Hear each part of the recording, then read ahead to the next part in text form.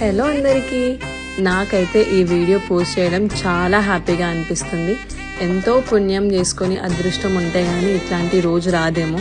అయ్యప్ప పూజ చూసి దర్శనం చేసుకొని స్వాములకి సేవ చేసుకునే అదృష్టం అయితే నాకు వచ్చింది. ఇట్లాంటి వీడియో పోస్ట్ చేసి మీ అందరితో షేర్ చేసుకుంటా అని అస్సలు అనుకోలేదు. నా వీడియోస్ చూసే వాళ్ళకి తెలిసే ఉంటుంది. నేను నా లాస్ట్ వీడియోస్లో పోస్ట్ చేసిన కదా, మా ఇంట్లో మా తమ్ముడు అయ్యప్ప మాల వేసుకున్నాను. అందుకే మా తమ్ముడు స్వామి ఇంట్లో పడి పూజ అయితే చేసిందనమాట. ఇక 10 years బ్యాక్ మా నాన్నమ్మ తాతయ్య కంటిన్యూగా అయ్యప్ప మాల అయితే వేసుకునేవాళ్ళు.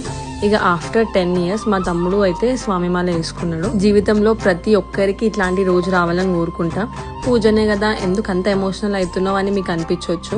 బట్ అయ్యప్ప స్వామి పూజ అంటేనే అది ఒక ఎమోషన్. స్వామివారి అభిషేకం దగ్గరుండి చూసి స్వామివారి పాటలు వాడుకుంటూ భజన చేసుకొని అయ్యప్ప స్వాములకి సేవ చేయడంలో చాలా పుణ్యం ఉంటుంది.